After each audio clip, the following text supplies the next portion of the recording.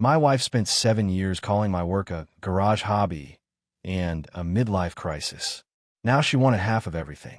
What she didn't know, I'd been preparing for this moment for 2 years. My name is Preston Rafferty. I'm 49 years old, and I've spent the last 7 years perfecting a water filtration system that could change everything for communities without clean drinking water. 7 years of late nights, failed prototypes, and my wife Gabrielle telling anyone who'd listen that I was wasting my time. The irony hit me hard when she slid that envelope across our kitchen island on a Tuesday morning. The same kitchen where 3 days earlier, I'd celebrated signing a $55 million licensing deal with Aquatech Global. She served me divorce papers. I'd just sold a patent for $55 million. Gabby stood there in designer athleisure wear, her manicured nails drumming the marble countertop. She wouldn't look at me directly. "What's this?" I asked, though I already knew. "Divorce papers," Gabby said flatly. "My attorney says we should handle this quickly." I picked up the envelope. Heavy stock paper, expensive. "You want to talk about timing?"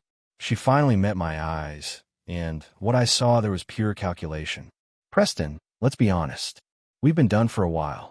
You've had your little project. I've had my life. Now you've made something of it, and we can both move forward." Her little project. The same project she'd mocked at dinner parties, calling it my garage hobby while her friends laughed into their wine glasses. "This changes everything for us," I said carefully. "It changes everything for you," Gabby corrected, reaching for her smoothie. "I'm claiming what's mine.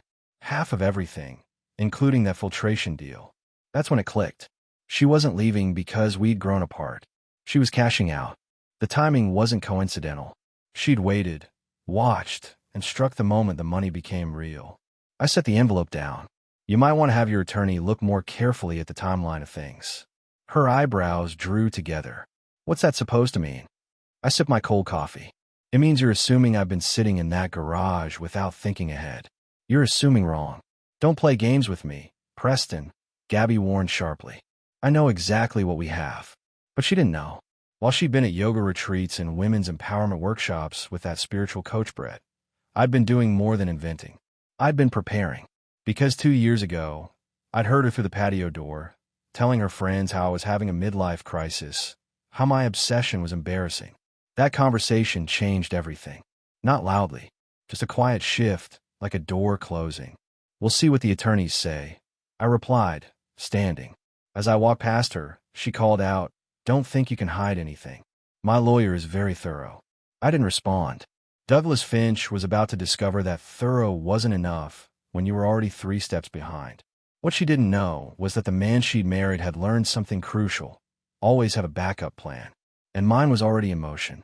2 years ago, on a humid Saturday afternoon in July, I was in the garage working on Prototype 17 of my filtration system. The sensor array kept giving false readings, and I'd been troubleshooting for 6 hours straight. My back hurt, my fingers were stained with solder, and I was starting to question everything. I'd come inside to grab water when I heard voices on the back patio. Gabby was hosting one of her wine afternoons with Sienna and 2 other women from her women's empowerment group. The patio door was half open, and their laughter drifted into the hallway. I was about to announce myself when I heard my name. "Preston still out there playing scientist?" one of them asked. "Every single day," Gabby replied, and I could hear the eye roll in her voice. "It's like living with a teenager who won't give up on his science fair project." They laughed. I stood there, water bottle in hand, frozen. "What exactly is he building?" Sienna asked. "Some water filtration thing," Gabby said dismissively. "He swears it's going to revolutionize access to clean water in developing countries. Meanwhile, I'm the one keeping us afloat financially. My consulting income pays for this house, the cars, everything." That wasn't entirely true. My engineering salary from my previous job had built a solid foundation, but I'd left that position 3 years ago to focus full-time on the patent. Gabby's consulting brought in good money, sure, but she spent it as fast as it came in. "Is it going anywhere?" another voice asked. "The project? Who knows?" Gabby sighed dramatically. "Honestly, I think it's a midlife crisis. Cheaper than a sports car, I guess. But between you and me, I'm just riding this out until he comes to his senses. He'll get bored eventually, go back to real work, and we can get back to normal life." "You're patient," Sienna said. I'd have put my foot down by now. Oh, I will, Gabby replied, and her voice took on a sharper edge. If he's still doing this nonsense a year from now, we're going to have a serious conversation about priorities. Our priorities, not his little hobby. More laughter, more wine being poured. I set the water bottle down on the counter, carefully, silently. I didn't storm out there, didn't confront her, didn't say a word. I just walked back to the garage, sat down on my workbench, and stared at the circuit board in front of me. Something shifted in me that day. Not rage, not even hurt really. Just clarity. Cold, absolute clarity. The woman I'd married didn't believe in me. Worse, she was actively mocking what I was trying to build. She saw my life's work as a phase, an inconvenience, something to tolerate until I returned to being the reliable paycheck she could spend. That night, after her friends left and she'd gone to bed, I sat in my home office and did something I'd never done before. I Googled asset protection divorce, then intellectual property marital property, then how to separate business assets from marriage. I spent 3 hours reading, learning, planning. By sunrise, I knew what I had to do. Not out of spite, not out of revenge, out of survival. Because if she didn't believe in my work, she didn't get to profit from it when it finally succeeded. And I was going to make damn sure it succeeded. The Monday after that patio conversation, I called my brother Winston. He lived in Oregon, running a successful medical equipment distribution company. We'd always been close, even with the distance. "Win, I need your help with something," I said, sitting in my car outside a coffee shop. I didn't want to risk Gabby overhearing. "And I need you to trust me without asking too many questions yet." Winston, my older brother by 3 years, knew me well enough to hear the seriousness in my voice. "What's going on, Press?" "I'm going to send you some documents to sign. Trust documents, corporate filings. Your name will be on them as a beneficiary and registered agent. Everything's legal. Everything's clean. I just need you to hold some pieces for me." There was a pause. "Does this have to do with Gabby?" "Yes." "Say no more." Winston replied immediately. "Send them over. Whatever you need, brother. That's family. No judgment. No interrogation. Just support when it matters." Over the next 6 months, I built my fortress brick by brick. I hired an attorney my brother recommended, a sharp woman named Rita Blackwood, who specialized in intellectual property and asset protection. Rita didn't waste time with pleasantries. "Mr. Rafferty," Rita said at our first meeting, "I need you to understand something. What we're doing is completely legal, but it requires precision. One mistake, one misfiling, one wrong date, and it all falls apart. Can you follow instructions exactly?" "I'm an engineer," I replied. "Precision is what I do." She smiled slightly. "Good. Then let's build you a structure that can't be touched."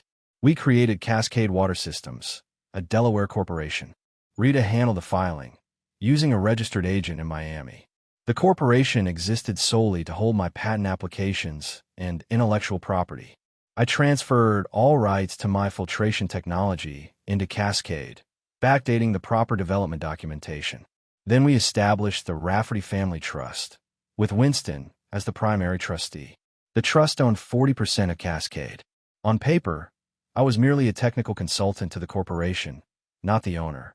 Every expense related to my research got logged under Cascade's consulting budget. Every prototype material, every testing fee, every late-night component order, all documented, all legitimate business expenses of a corporation that existed independently of my marriage. I stopped contributing to our joint investment accounts.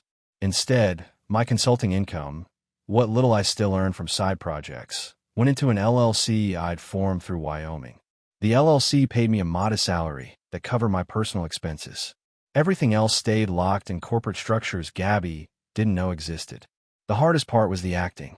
Coming home every night, kissing her cheek, listening to her talk about her day while I knew she was counting down the days until my hobby failed. Watching her spend money on retreats and workshops with Brett, her spiritual guide, knowing she saw me as her meal ticket. But I played the role. The devoted husband, the obsessed inventor, the man too buried in his work to notice his marriage crumbling. Because I was patient. And patience, I was learning, was the most masculine trait of all. 3 days after Gabby served me the divorce papers, she posted a photo on social media. She was at some upscale rooftop bar downtown, the Golden Sky Lounge, wearing a dress I'd never seen before. Her head tilted just so, lips around a champagne flute, the city skyline glittering behind her. The caption read, "New chapters require new energy. Grateful for the journey ahead." The comments rolled in immediately. "You're glowing. About time you put yourself first." "Yas, queen. Living your truth." Sienna's comment stood out. "The universe rewards those who choose themselves. Champagne tastes better when you're free." I sat in my car outside my attorney's office, scrolling through the responses. Gabby had tagged the location, tagged Sienna, and 2 other women, and somehow made my life's work collapsing into divorce proceedings look like a personal liberation movement. That weekend, she went further. A professional photo shoot in some field outside the city, golden hour lighting, wearing a flowing white dress, barefoot, arms spread wide like she was embracing freedom itself. The photographer posted them with the hashtag #DivorceGlow. My phone buzzed with messages from concerned friends and colleagues. "Hey man, saw Gabby's posts. You doing okay? Preston, if you need to talk." I didn't respond to most of them. What was there to say? That my wife was celebrating our marriages in like it was a product launch? But I did call Winston. "Have you seen her social media?" I asked. "Yeah," Winston said, his voice tight with controlled anger. "She's making quite the spectacle. You want me to say something?" "No," I replied calmly. "Let her celebrate. Let her think she's won. Press, she's making you look like a fool." "I know. And that's exactly what I need her to think. That I'm blindsided, hurt, not thinking strategically. The more confident she gets, the less careful she'll be." Winston was quiet for a moment. "You've really thought this through." "Every angle," I confirmed. "She's drinking champagne and taking victory photos. I'm 3 steps ahead with paperwork she doesn't know exists. Let her have her moment. Mine's coming." What I didn't tell Winston was that each post, each public celebration, each tag location and expensive purchase was evidence. Evidence of her spending habits, her priorities, her mindset. Rita had told me to save everything, and I was. Meanwhile, Douglas Finch, Gabby's attorney, sent over preliminary demands. 60% of all assets in her favor, citing her financial support during the development years and lifestyle maintenance requirements. 60%. She wasn't just trying to split things fairly. She was going for the throat. I forwarded the demands to Rita. Her response came back within an hour. "Let them think they're negotiating from strength. When we reveal Cascade, this entire position collapses. Stay calm, stay quiet, and trust the process." So I did. While Gabby posted photos and collected congratulations, I reviewed corporate documents and prepared for the real battle. She thought she was winning. She had no idea the game had already been decided. 3 weeks into the divorce proceedings, I woke up at 2 in the morning with crushing pain in my chest. Not metaphorical heartbreak. Actual, physical pain that made breathing difficult. I managed to drive myself to the emergency room, which in retrospect was stupid, but I wasn't thinking clearly. The ER doctor took one look at my EKG and admitted me immediately. "Mr. Rafferty, you're having a cardiac event," the cardiologist explained 6 hours later. "Not a full heart attack, but severe stress-induced angina. Your heart is under significant strain." "How bad?" I asked. "Bad enough that if you don't make changes, we're looking at a major coronary event within months. You need to reduce stress, change your diet, possibly medication." I lay in that hospital bed, connected to monitors, and laughed. Actually laughed. Reduce stress. While going through a divorce, fighting for my life's work, and watching my wife celebrate on social media. The nurse looked concerned. "Sir, are you all right?" "I'm fine," I said, just appreciating the irony. They kept me for 2 days. I didn't call Gabby. Didn't tell her I was there. What would be the point? She'd either use it against me in court or, worse, pretend to care. Winston flew down from Oregon the moment I texted him. "Jesus, press," he said, walking into my room. "You should have called me immediately." "I'm okay," I assured him. "Just a warning shot." "This is what she's doing to you," Winston said, anger evident in his voice. "The stress of all this legal maneuvering." "No," I corrected him. "This is what happens when you build something worth fighting for. The body keeps score, but the mind stays focused." On my second day in hospital, my phone buzzed. A text from Douglas Finch, Gabby's attorney. "Mr. Rafferty, we've become aware of your hospitalization. My client wishes to accelerate proceedings given your health status. Please advise on expedited settlement discussions. I stared at that message for a full minute. She found out I was in the hospital, and her first instinct wasn't concern. It was opportunity. Speed up the divorce before I died and complicated her payout. I forwarded it to Rita. Her response: save this. It shows motive and character. Also, take care of yourself. We need you alive to win this. When I was discharged, the cardiologist prescribed medication and strongly recommended I reduce my workload. Instead, I doubled down, not on the engineering work that was essentially done, but on preparing for the legal battle ahead. Because if Gabby thought my health crisis was her opening, she was wrong. It was just another piece of evidence showing exactly who she was. And the courts would see it all. The night I came home from the hospital, something felt off. I'd been gone for 2 days, and the house had that disturbed quality, like someone had been searching for something. I checked my home office first. My filing cabinet looked normal, but the papers inside were slightly out of order. I'm meticulous about organization, engineering habit, and these documents weren't how I'd left them. Then I noticed my desk drawer, the one where I kept personal files, wasn't quite closed.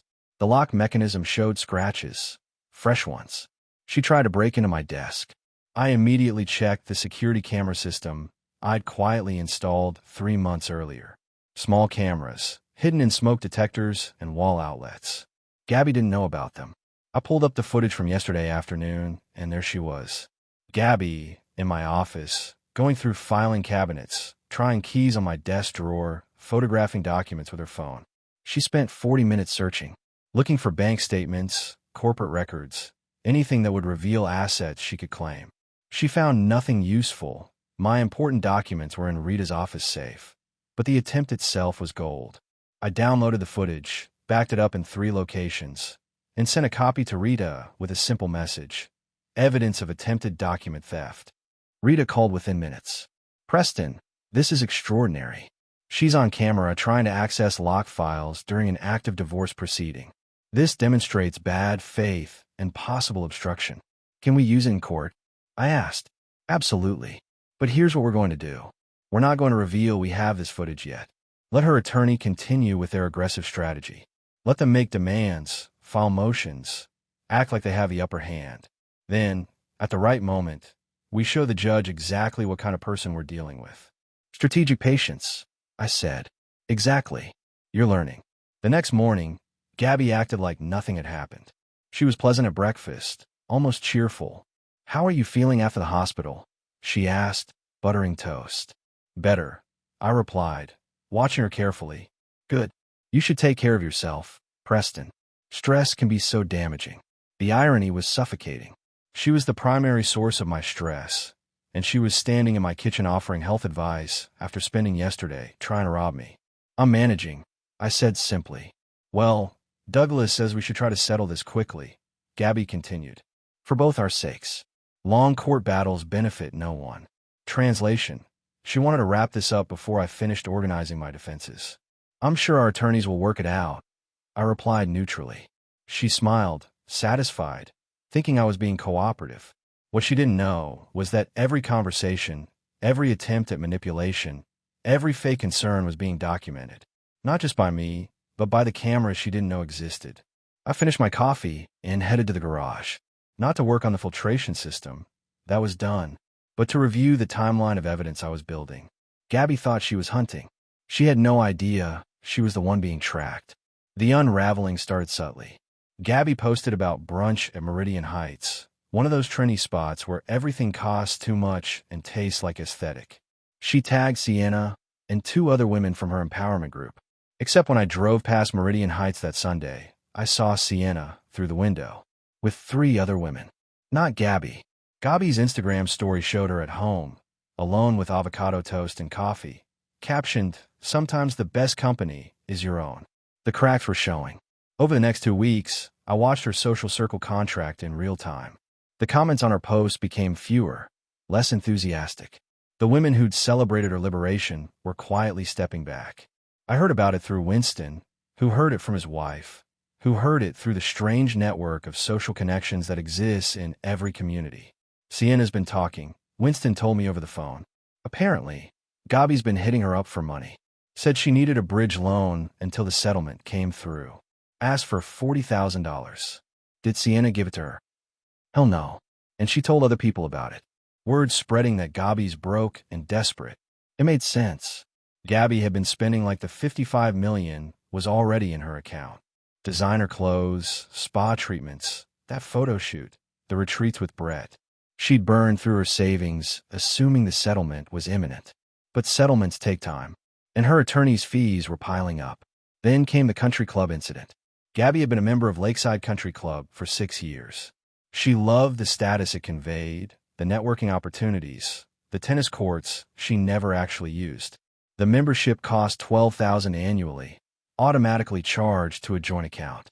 The joint account I'd closed 4 months ago. The club sent her a formal notice. I know because she left it on the kitchen counter, probably hoping I'd see it and feel guilty enough to pay. Notice of membership suspension. Due to non-payment of quarterly dues, your membership privileges have been temporarily suspended. Please remit payment within 30 days to avoid permanent termination. She tried calling me about it. I didn't answer. She sent texts. I responded through my attorney. The desperation became visible. Her posts stopped being about empowerment and started being about fake friends and learning who's real. She unfollowed half her contact list. Several people unfollowed her back. Then Sienna's best friend, a woman named Monica, posted something pointed. Real queens don't beg. They build. It wasn't explicitly about Gabi, but everyone knew. I ran into one of Gabi's former tennis partners at a coffee shop. Janet, a lawyer's wife who'd always been cordial to me. Preston, I just want to say, Janet began carefully. Not everyone believed Gabi's version of things. Some of us always knew you were the one holding everything together. I nodded, appreciating the sentiment, but not needing the validation. What mattered wasn't public opinion. What mattered was that Gabi's carefully constructed narrative was falling apart. The empowered woman leaving her limiting marriage was now being seen as what she actually was. Someone who'd gambled on a payday and was slowly realizing she'd miscalculated. Her father, Raymond, called me directly. That was unexpected. Preston, this is Ray Foster. I think we should talk. We met at a neutral location, a quiet restaurant outside town. Raymond was 72, a retired insurance executive who'd built his wealth through patience and strategy. He looked tired. I'm not here to take sides, Raymond said once we'd sat down. But I am here to understand what's happening. My daughter seems to think she's about to become very wealthy from this divorce. Her spending suggests she's already counting money she doesn't have. I respected his directness. Mr. Foster, I can't discuss the details of the case. But I will say this. Gabi's assumptions about the settlement may not align with reality. He studied me for a long moment. She's always been impulsive. I spoiled her, I know that. Her mother and I both did. But she's my daughter, and I need to know if she's about to hit a wall financially. She is, I said simply. A significant one. Raymond nodded slowly. Then I'll prepare for that conversation. Thank you for being honest. As he stood to leave, he paused. For what it's worth, Preston, I always thought you were good for her. I'm sorry it ended this way. So am I, sir. So am I. But I wasn't. Not really. This ending was necessary, even if it was painful. And watching Gabi's world contract while mine expanded felt less like victory and more like natural consequences finally arriving. The courthouse smelled like floor polish and stale coffee. The kind of building where life-changing decisions happen in beige rooms with uncomfortable chairs. Gabi arrived wearing a navy suit, hair perfect, makeup flawless. She looked like she was in a job interview, which in a way, she was. An interview to justify why she deserved half of everything. Douglas Finch carried a leather briefcase that probably cost more than most people's monthly rent. He radiated expensive confidence. Rita Blackwood, by contrast, wore a simple black suit and carried a single folder. She looked like someone who didn't need props to win. The judge, a woman named Sandra Reeves with silver hair and sharp eyes, called the proceeding to order. We're here for preliminary discovery and asset disclosure, Judge Reeves stated. Mr. Finch, you may proceed. Douglas stood, smoothing his tie. Your Honor, we're requesting full disclosure of all assets, accounts, and business interests held by Mr. Rafferty, specifically any intellectual property or corporate entities related to his recent water filtration patent sale. He smiled slightly, like he was delivering a winning argument. Rita stood slowly. Your Honor, we've prepared complete disclosure. She slid a single document across to the clerk, who handed it to Judge Reeves. The judge read it. Her eyebrows rose slightly. Douglas took his copy, scanned it, and his confident expression flickered. What is Cascade Water Systems? Douglas asked sharply. A Delaware corporation, Rita replied calmly. Incorporated March 15, 2022. 18 months before Mrs. Rafferty filed for divorce. I've never heard of Cascade Water Systems, Gabby hissed to Douglas, loud enough for me to hear. The corporation holds all intellectual property rights to the water filtration technology, Rita continued. Mr. Rafferty serves as a technical consultant. The patent licensing agreement is between Aquatech Global and Cascade Water Systems, not Mr. Rafferty personally. Douglas was flipping through papers now, faster, searching. Your Honor, we need time to investigate this corporate structure. This appears to be an attempt to hide marital assets. Nothing is hidden, Rita said. All incorporation documents, tax filings, and operational records are included in our disclosure packet, all properly dated, notarized, and filed with appropriate state agencies. She produced a thicker folder, handed it to the clerk. Judge Reeves reviewed the first several pages. Mr. Finch, these documents appear to predate the divorce filing by a considerable margin. Your Honor, the timing is suspicious, Douglas argued, but his voice had lost its edge. Suspicious isn't illegal, Judge Reeves replied dryly. Unless you can demonstrate fraud or improper asset concealment, corporate structures established prior to dissolution proceedings are generally separate property. Gabby's face had gone pale. She leaned toward Douglas, whispering urgently. He shook his head. Mrs. Rafferty, Judge Reeves said, looking directly at Gabby. Did you have any involvement in your husband's water filtration research? Gabby hesitated. I supported him financially while he worked on it. Rita made a small note on her pad, but said nothing. Did you contribute intellectually to the technology itself? Judge Reeves asked. Well, no, but did you participate in patent applications, corporate formation, or business development? I was focused on my own career, Gabby said defensively. I see, Judge Reeves said neutrally. Mr. Finch, unless you can provide evidence of Mrs. Rafferty's direct contribution to the intellectual property or demonstrate that corporate assets were improperly transferred after marriage, I see no basis to include Cascade Water Systems in the marital estate. Douglas stood there, essentially speechless. We'll reconvene in 30 days for further discovery, Judge Reeves concluded. But based on the documentation provided today, the court's preliminary assessment is that the corporate entity exists independently of the marriage. The gavel came down. Gabby stared at me across the courtroom, not with anger exactly, but with dawning realization. The empire she thought she'd divide didn't exist, not in a form she could touch. Outside the courthouse, Rita allowed herself a small smile. That went well, she said simply. They didn't see it coming, I observed. They never do. Preparation beats confidence every time. I watched Douglas and Gabby through the glass doors. He was talking rapidly, gesturing. She was standing very still, like someone who just realized the ground beneath her feet wasn't solid. I didn't feel triumphant. I felt tired, but I also felt vindicated. The game wasn't over, but the first major battle was won. The mediation room was deliberately neutral. Beige walls, generic artwork, a conference table that had witnessed countless marriages dissolve into paperwork. Gabby arrived looking different. No designer outfit, no perfect makeup, just jeans and a sweater, hair pulled back simply. She looked smaller somehow, diminished. Douglas Finch looked exhausted. His expensive briefcase seemed heavier than before. Rita placed a single document on the table. Our final settlement offer, Rita stated. Mrs. Rafferty retains the lake house, appraised at $480,000. She retains her personal vehicle and checking account. Current balance, $3,200. All claims to Cascade Water Systems, intellectual property, and related income are waived. No spousal support. No alimony. In exchange, Mrs. Rafferty signs a comprehensive non-disclosure agreement regarding Mr. Rafferty, his work, and these proceedings. Douglas read it carefully. His shoulders sagged. This is substantially less than what we discussed initially, Douglas said quietly. Your initial demands were based on faulty assumptions, Rita replied without malice. This offer reflects actual marital assets. Gabby stared at the paper. The house and $3,200? That's it. That's what's available, I said calmly. The rest was never marital property. I gave you 23 years, Gabby said, her voice breaking slightly. You gave me criticism, I corrected gently. You call my life's work a hobby, a midlife crisis, an embarrassment. You waited for me to fail so you could say you were right. You don't get a profit from something you never believed in.